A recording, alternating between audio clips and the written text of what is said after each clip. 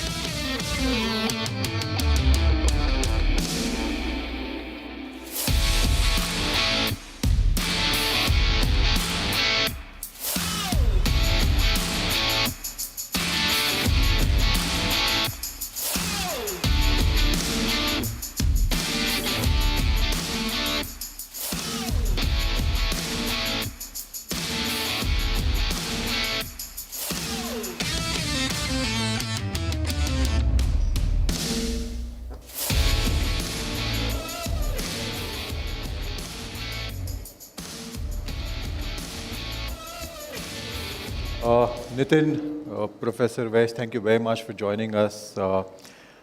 We were talking about both of you being startups. In fact, you've been in the industry for about 5 years. You had a prior experience, and then you moved to starting your own company.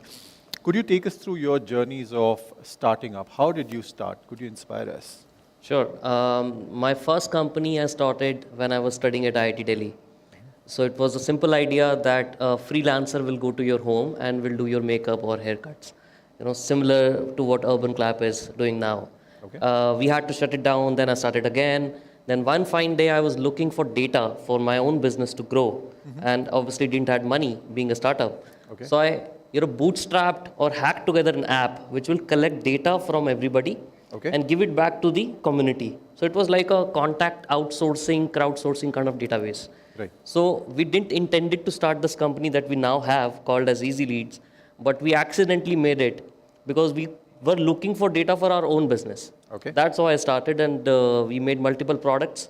In very simplistic terms, what Easy Leads has been, think of it more like a directory around the world of all the companies, all the people working in those companies, and every sales and marketer or a hiring person would need that data to reach out to them, to sell or market or do research. That's all Easy Leads has been. And now, of course, with Dexter Agent, we are building an agentic layer on top of it that can do all the research for you like a human. Like a human being. Professor Vaish, could you tell us about your venture? So I've been in the field of robotics and AI for the last almost 15 years. Okay. And we have been building robots. And recently, we are more into medical devices. So we are into deep tech into medical devices, which includes ventilators, robotic arms, and a lot of AI solutions to make the critical care much more easier. Okay. Yes. You mentioned agentic AI. Could you elaborate on what exactly is agentic AI? Sure. It's a new term we've heard today. Yeah, and a lot of buzzwords around it. Absolutely. So, in very simplistic terms, let's say everybody here goes to Google, and we used to type that, okay, Google, find me best restaurants near me. That's a regular AI, because Google already has inbuilt understanding of your location. The Google is context aware of existing location where you are. Let's say I'm in Noida today. So Google is aware that I'm in Noida. So it will show me all the restaurants near me which are in Noida. And maybe Google knows that I used to search Mexican food a lot. So it will show me restaurants in the higher ranking order which have Mexican food as a menu. This is a regular AI. But think of agentic AI as a next step beyond this.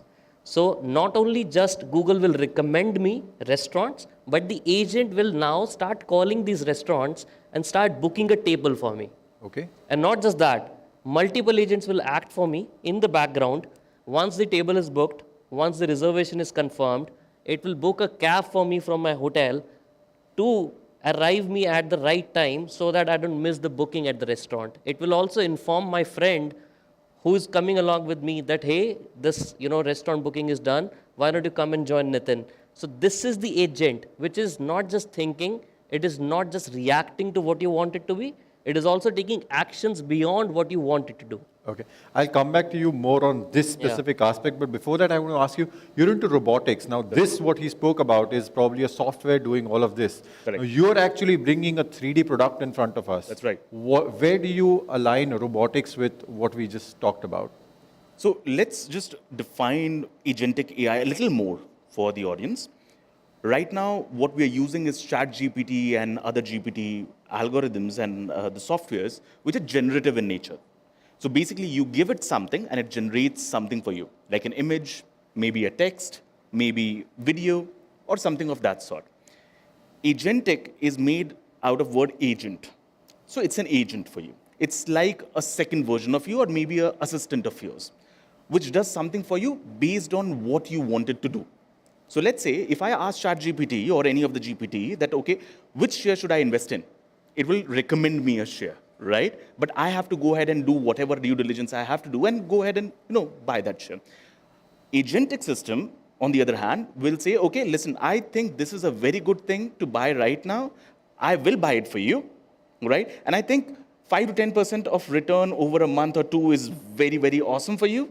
So what I'll do is whenever it reaches that point, I'll buy it for you, I'll sell it for you, and I'll give you that kind of a return.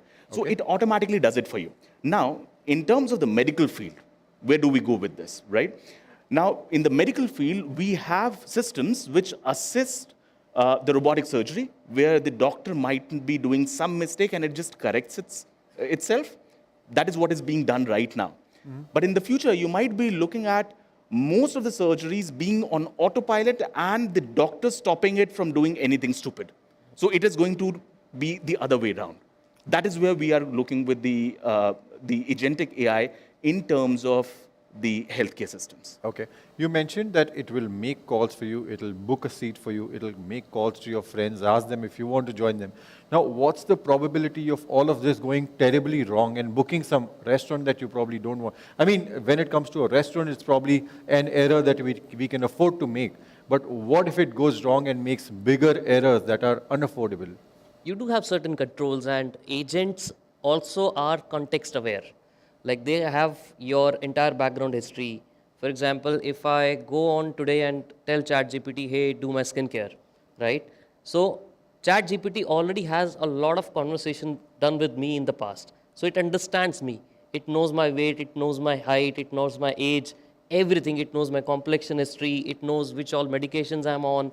So agents definitely will understand and take care of all the context. We call it, contextual memory of the agents, and take decisions based on that. And you can always limit the potential of where the agent has to stop. Agent will not go rogue and do things which are beyond its control. Agent has a specific goal in mind that they're going to do. For example, with one of the things, I also run a podcast channel. One of the things that was very big problem for us in the podcasting space was going through the entire episode of 2 hours and figuring out which all are the parts that we have to remove from the entire episode to make it shorter and make it more appealing, right? Now we fed this entire episode of 2 hours into an agent. It has transcribed the entire conversation into the 2-hour episode to text. And then on top of that, it automatically have told me that these are the shots or 30-second clips that you can deduct out of that entire 2-hour episode, and these are the potentially going to go viral on YouTube or go viral on Instagram. Oh, it will also tell you what will go viral. We already do that. A lot of our growth, we have done almost 160 million views on YouTube in the last 6 months, and all by using AI. Just because of AI, because agent not only understand what to remove, it also understand what to pick and how. It understand what's going on around the world. For example, with recent happening with the aviation industry, we know what's going on with the aviation sector, right? So anything that you talk about aviation industry is going to go up because people are going to learn a lot about aviation industry with all the incidents that are happening around it. So naturally, if you already have content around it sitting in your pile of content and you're not talking about that at that moment, you're basically missing on a gold mine. But if an agent also has an understanding that, hey, Nitin, this is what is going on around the world, And out of this 2-hour episode, of all the episodes that you've done, these are the topics that you should highlight more. So the agent has now given us understanding on what to talk about, what not to talk about, and when to post that. But then, yeah, you want One thing I would like to add over here is because agent does a lot of things for you, right? There's something called agentic bribing as well, which will happen, right? Now, if you ask ChatGPT or any GPT algorithm, okay, I want to book a hotel, right, in this area, it will give you a recommendation. But agentic AI will automatically book it for you. How about I bribe the system to book a certain type of hotels for a big pool of people, right? How do you do Now, you can call it bribing, you can call it marketing, you can call it anything. But now you are not in control of what you're going to do next. That is something we really need to take care about. But obviously, there are good things, there are bad things. We have to take care of both things hand in hand. To add to what you in fact said right now, then is it a human being versus AI race right now? Because if you're really talking about what you just spoke, it necessarily means that, for example, if there is someone who is trading in stock market, an algo trader is probably going to be much better placed to tell what is going to make profits than a human trader. So is it a man versus AI race? Let me just give you a context over here for the audience and for you. Brain of a gorilla is maybe 5 or 10% different than our brain and not very much different in intelligence. You see where the gorilla is and you see where we are right now. The AI that we are about to encounter, right now we are way before the AGI, which is the more intelligent form of general intelligence, the localized intelligence that we have. When we reach there, that particular intelligence is going to be multiple times more intelligent than us.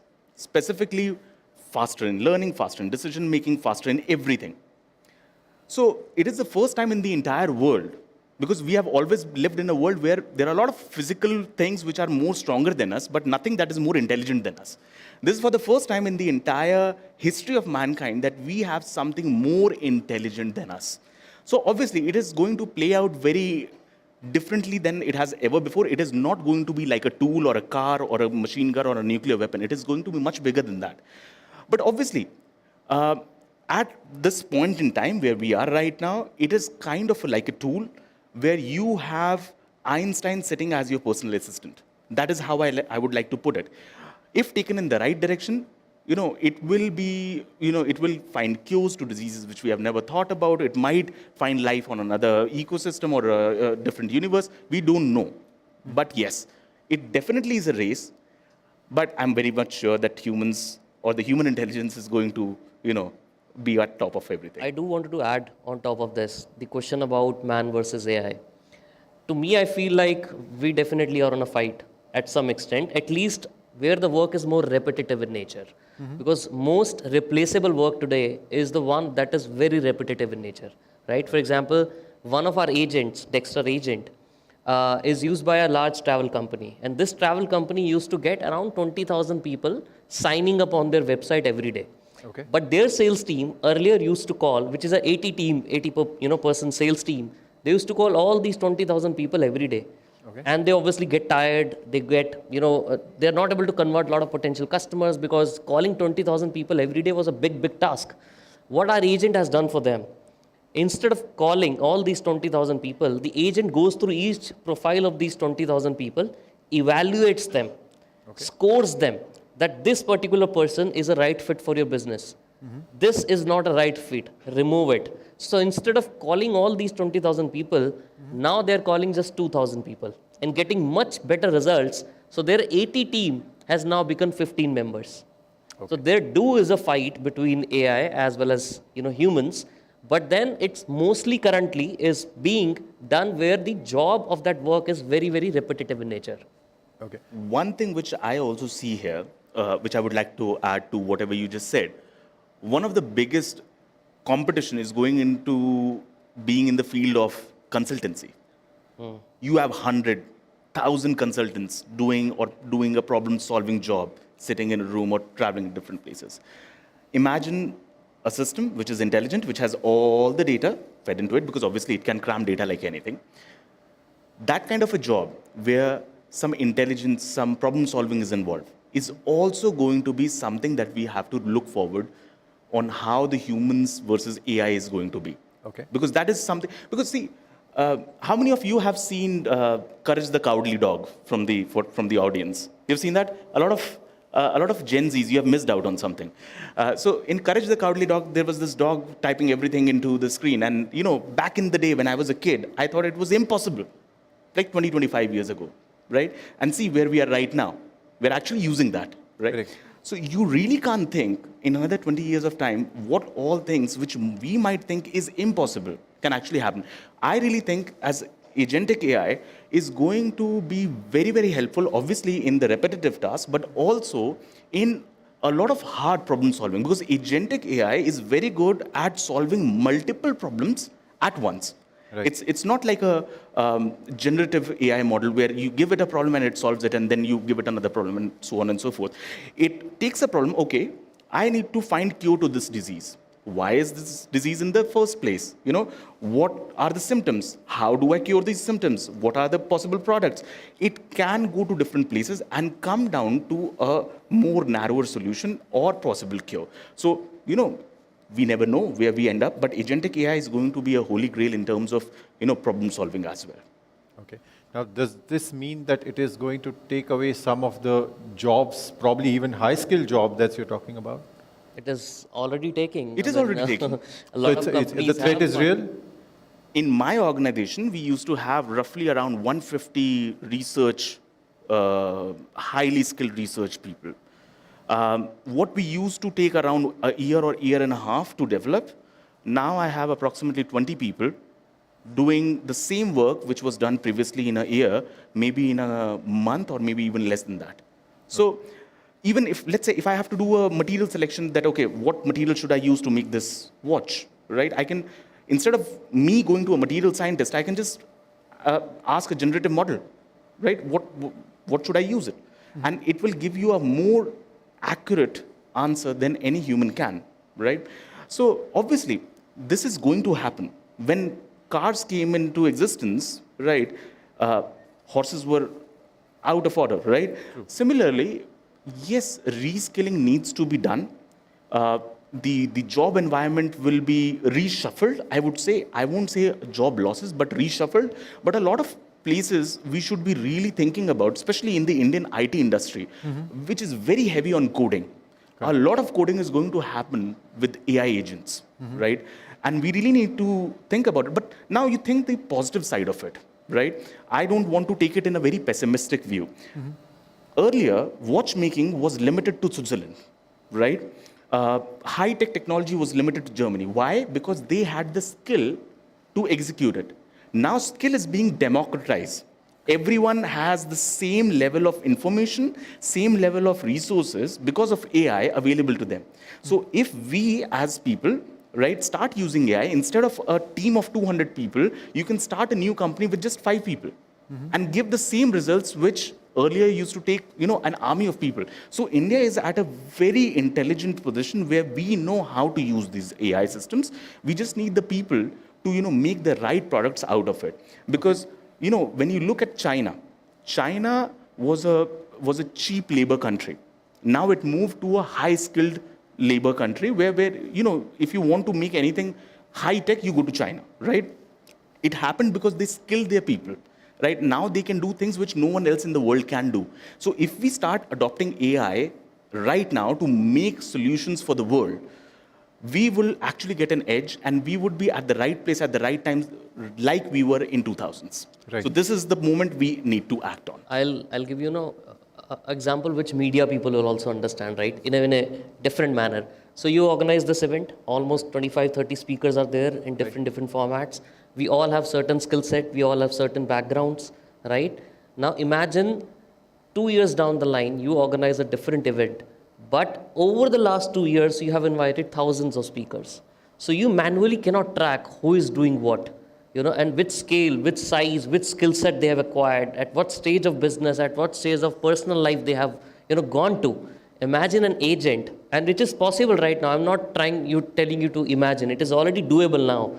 Is already having the access or the information of all the people who have appeared in Republic TV's event over the last 2-3 years, and then telling you each and every time that, you know, you're organizing this event, these are the 10 top people who are best fit for this event, and also on top of it, pair these two people together because they will have contrasting views. Okay. So this is how the agent can also work for all the use cases. It understands the context, it understands the nuances, it also has the memory and can do better recommendations as well as actions on top of it. But then here, for the organizer, it may be a benefit. Yeah. But what about the data that it is actually accessing of? I mean, what about data breaches in that case? That's point number one. Yeah. Point number two that I want to bring you to is that today we saw Warren Buffett's voice being, replicated.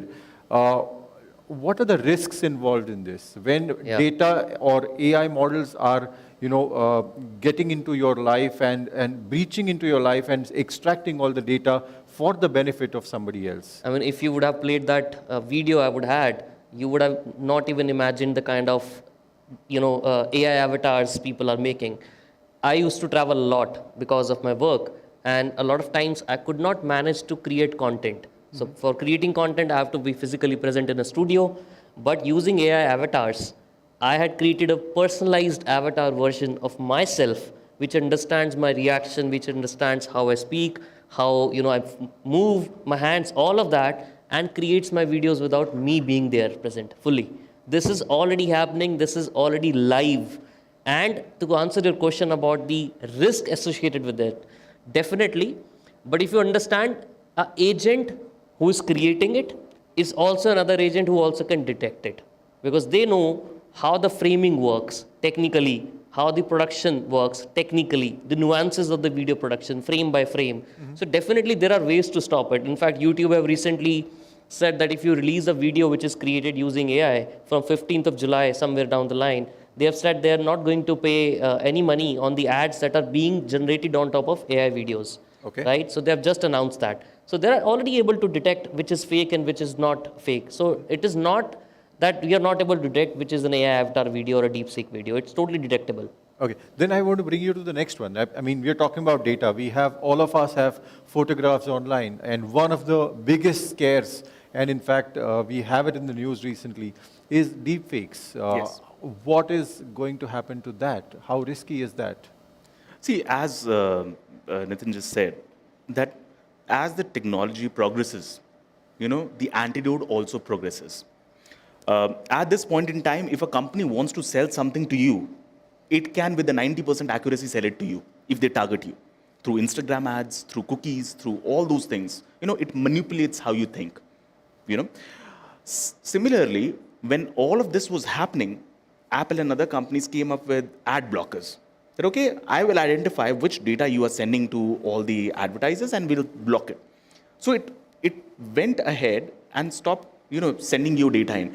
So when the technology progresses, when the negativity actually starts taking over, obviously the positivity also manages it because of the technology itself. So I believe when I talk about the problems with AI, one of the biggest problem is impersonation is there. Then you have the hallucination is there, which we were talking about. So hallucination is a very big problem right now because AI can lie to you in a way that humans just can't. So even if there is a fact which is not true, it can present it to you in a manner that you feel is right. So when agentic AI takes over, it starts writing articles. It starts writing a lot of, it starts publishing a lot of things. And what is AI? AI takes all the data which is available on the internet or off the internet and, makes a summary out of it and gives you that. So when the input is not right, the output can't be right? So we have to really think about, whether we talk about hallucinations, whether it is just on your front or in the publishing area.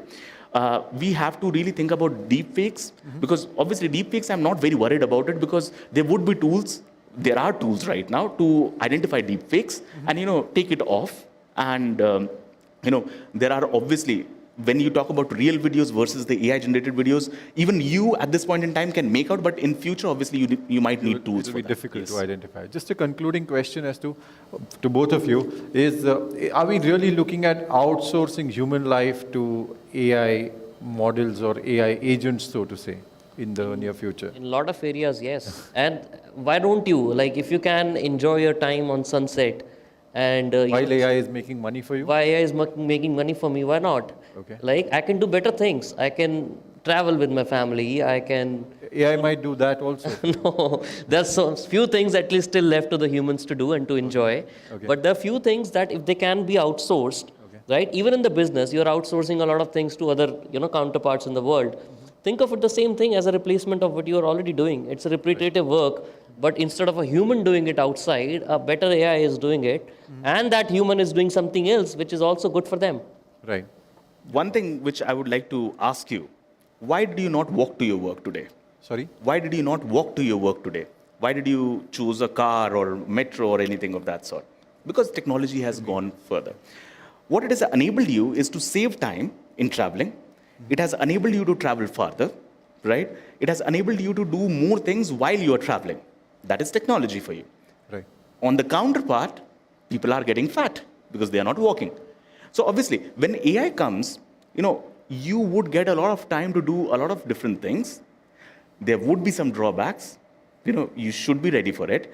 But obviously, when you give a lot of work to AI, I'm looking at people doing much larger things in life. I'm not looking at people just lying around on the beaches. I'm looking at bigger problem solving, Right. bigger things in life. And that's what we have really done. Human species has been very resilient, and we will always be. And what we'll be doing would be more significant than what we are doing right now. You know what? Before this, there was no question of $1 billion one-person company.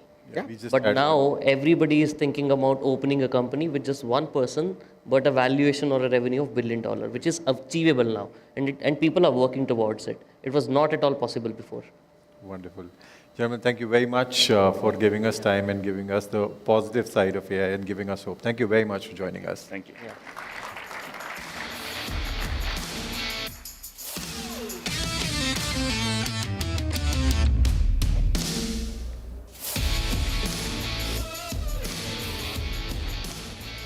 Thank you so much for that insightful conversation. Now, up next is conversation with a man who's a legend in his field of law and cybersecurity. Please welcome on stage Dr. Pavan Duggal, Advocate of Supreme Court. And to moderate this session, let me also call upon Rhythm Bhardwaj, who's our legal editor at Republic TV. A big round of applause for both of them.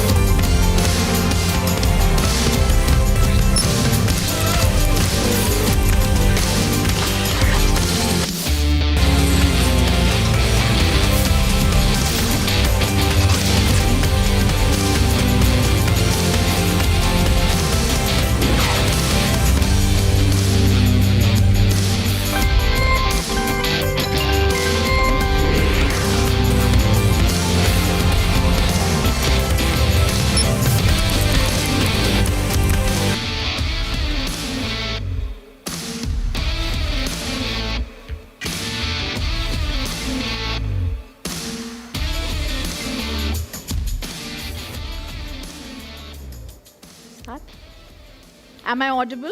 Yeah. Very good evening, everybody. I introduce the guest that we have with us, ranked one of the top 4 cyber lawyers in India and the world, one of the most foremost authorities in cyber law and data protection in the world again, authored more than 180 books, having 2 decades of experience. We welcome advocate also in the Supreme Court, Dr. Pavan Duggal. Dr. Duggal, it's a pleasure to be here with you and to really try and understand where AI is going. So my first question is really going to be, of course, the legal challenges that lie ahead, but also AI as something that is being misused, whether it's actor Katrina Kaif or Ritika Madan and the deepfake technology that misused their images and crossed private boundaries, whether it's the impersonation or the facial voice synthesis or the face mapping that's wrongly being done, what are the legal challenges that lie ahead when it comes to the misuse of AI? And is India